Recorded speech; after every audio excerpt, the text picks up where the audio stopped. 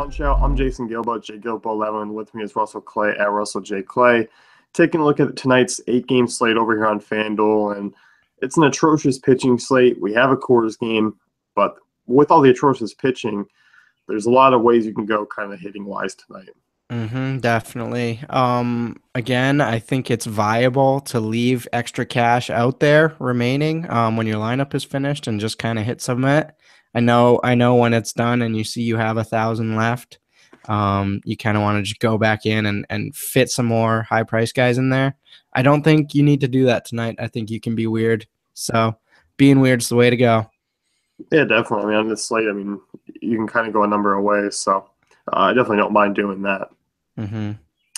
Looking at catcher here, and I'm really glad Victor Martinez is catcher eligible on FanDuel. It's always a big favorite of mine because you are getting a quality bat. And for me, he kind of takes Wieters out of play a little bit just because Victor Martinez hitting fourth in that lineup today it's a good spot for him.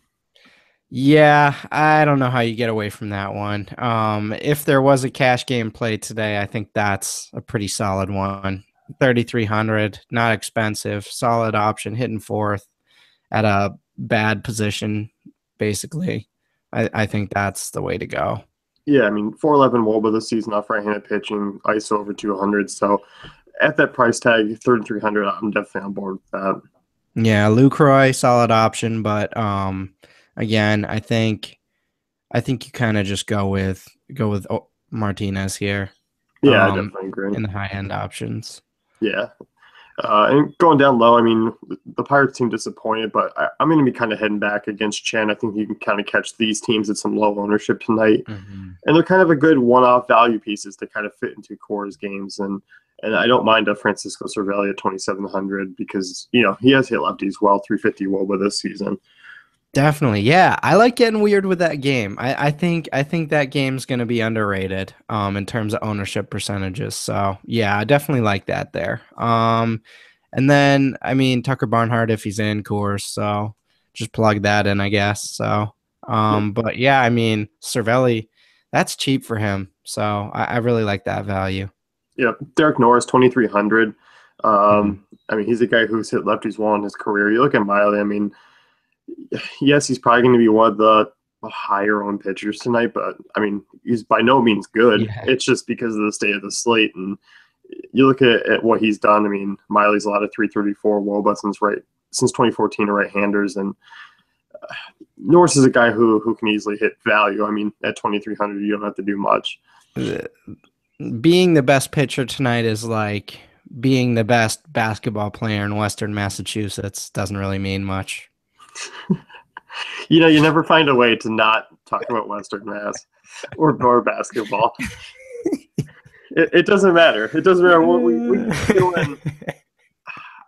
We could just be doing a pod on just how to use our lineup optimizer, and you'd be like, this is a lot like Western Mass going to somewhere. Yeah, no. Yeah, it's pretty relatable in my opinion, Only to you. Except the yeah. Oh, man. Look at the first base here, and it's the cream of the crop up top again. Yeah, pretty straightforward. You got Ortiz, who just continues to absolutely crush the ball, and then you got Votto and Coors. I really like this Reds lineup. Once again, Eddie Butler's been horrible against lefties. 432 WOBA, 1.91 home runs per 9. So Votto kind of comes in alongside Ortiz as kind of easily kind of two top options there. They aren't a great offense, but it seems like whenever they get in a really good matchup, they pay off. It's weird. Like even more than some of the highly touted offenses. But yeah, Ortiz and Votto, I think, are what you're looking at there. And then Cabrera, a nice swerve.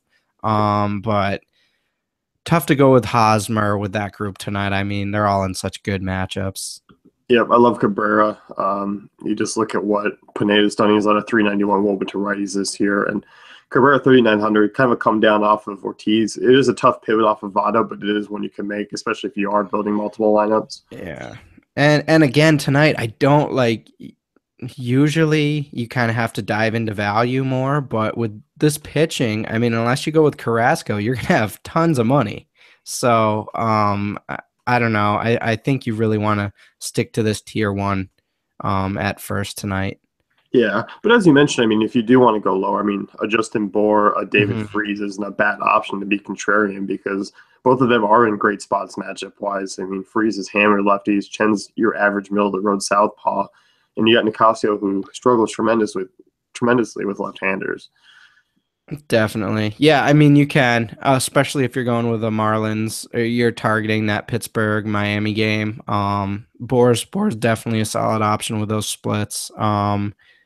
Again, I'll go back to Chris Carter. I think he does have some home run upside, even though it's not a great matchup on an 8 gamer. So, yeah, I'd stick to tier one, but there are some decent pay down options. He's the equivalent to a Western Mass player, if anyone for I was me. I was gonna say tier one is like the opposite of Western Mass, and like I think people need to realize that you live in Western Mass. yeah, I definitely do. Let's just make that clear. You live out in Western Mass, so it's not like you're Let's say just. like I'd say Darren Ruff is like a Western Mass type of guy. You know, we don't have Nick. I don't think Nick Ahmed's on the slate tonight, so we got to give someone a shout out. Yeah, bummer.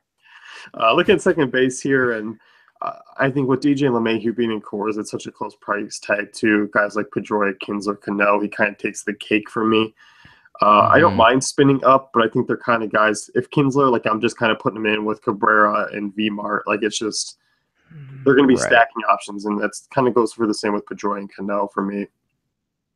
Yeah, unfortunately, I like Cano pretty much every night. You can pretty much vouch for that. But I feel like tonight you kind of lean with some of the Arenado and Ortiz's of the world instead of Cano. I mean, he's probably going to hit 2 home runs tonight, but you know, I mean, this is what I'm going to be doing. So, you know, that's my theory.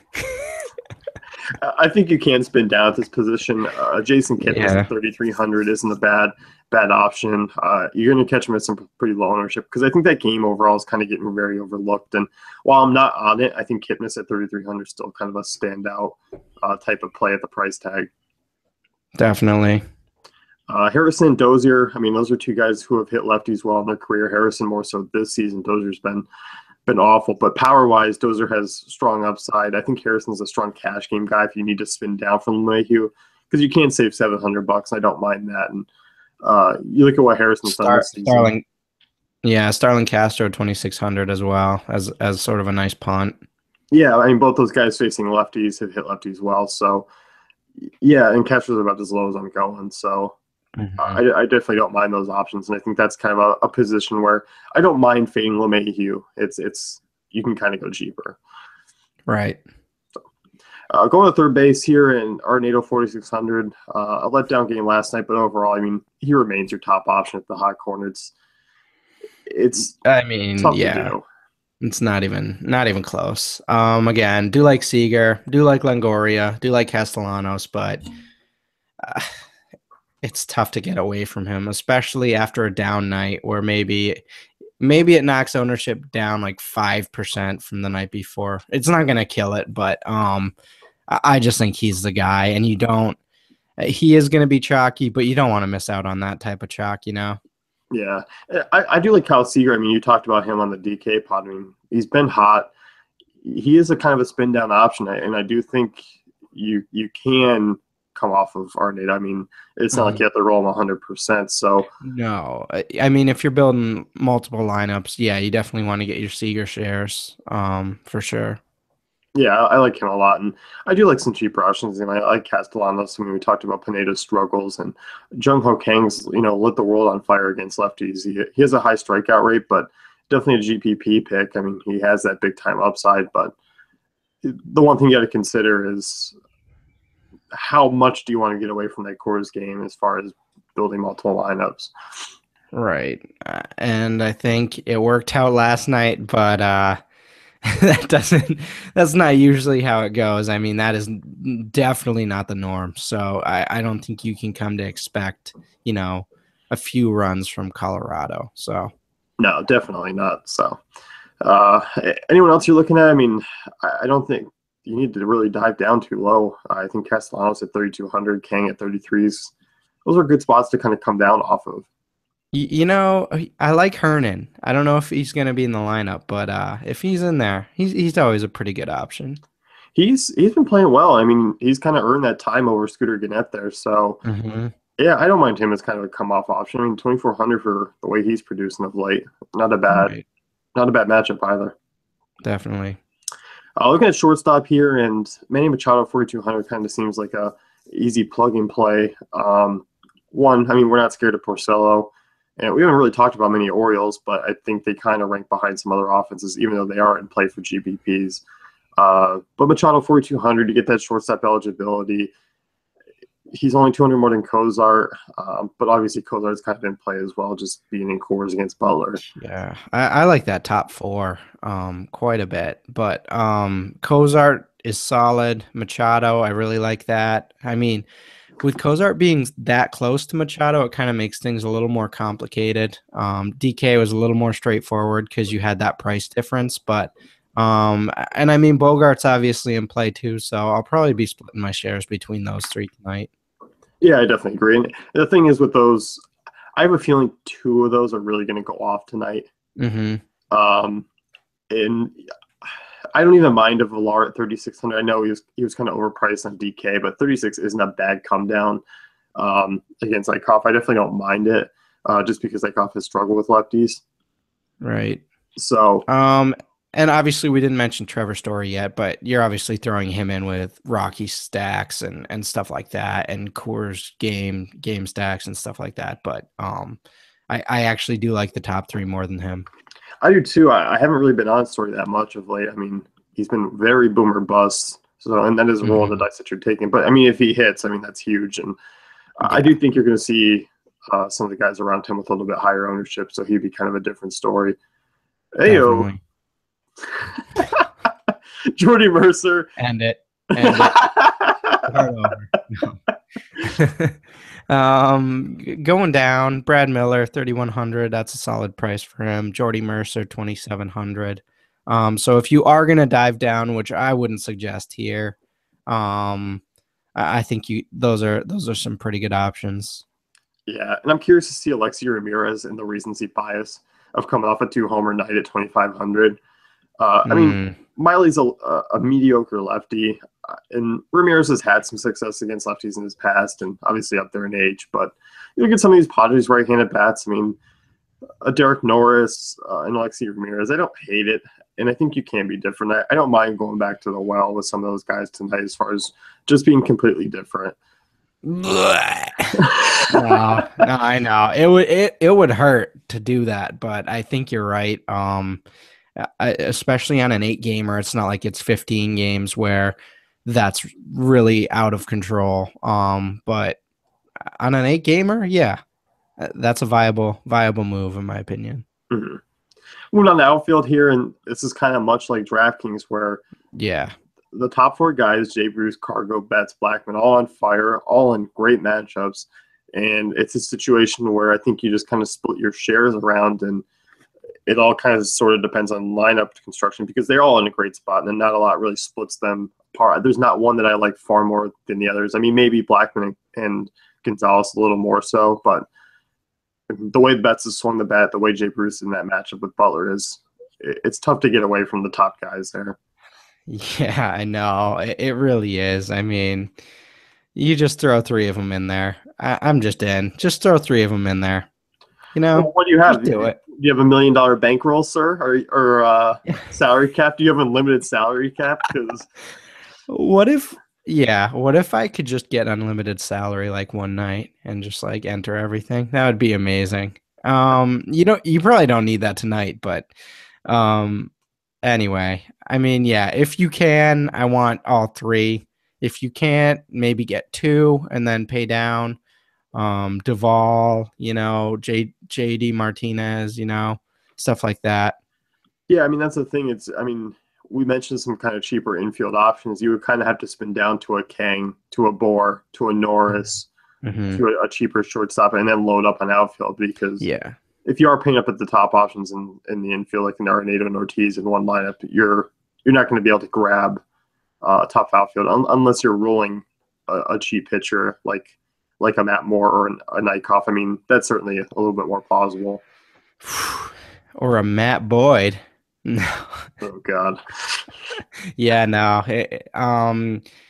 You aren't going to be able to afford all these guys, unfortunately, but paying down at one outfield spot and getting two of those guys is just as good for me. There are some. I'm glad you think so, Russ. I'm glad you've come to your senses that you want all three. You want 3 scoops of ice cream, but yeah, we're only going to let you have 2. You want to move to Florida, you want to move to Arizona, but sometimes you just got to stay in Western Mass for a little while, This 3,500 range, I like quite a bit of Odubel Herrera, Trumbo, Billy Hamilton, Gerardo Parra. Yeah. All in great spots. I think this is kind of your tier 2 section that you kind of sit in. Yelich as well at 3,300. Stanton 3,300. I mean, there are a wide range of options in that mid 3K range that I like quite a bit. This is kind of like Craigslist. It's like a lot of good stuff, but it's like at a reduced price, or maybe like a TJ Maxx or something like that. I think this is where we do our bargain shopping, where you could get some good values. Yeah, I mean, and that's all I'm saying on that. By the way, that's it. That's my analysis. I'm glad. Yeah, so that's that. Yeah, I like those. I like Yelich. I mean, you look at Nicasio. I mean, he's struggled with lefties. Yelich, I mean, ice over 200, Wob over 400. Certainly playable at that price tag. And you can stand. I mean, obviously the track record speaks for itself. Hasn't quite been that this year, but Nicasio is a guy who is prone. I mean, we saw them get really beat up a couple times this season already. So I think this game, I mean, as you mentioned before, it's very underrated, and I think you can get some cheap exposure here. Definitely. Because I mean, imagine paying down for a Stanton and then pairing him up with a Blackman and a Billy Hamilton, or getting a Cargo and Blackman with a Stanton at 3,300. I mean, it's really not paying down, because he's still got that high upside. It's still Stanton, Yeah, definitely.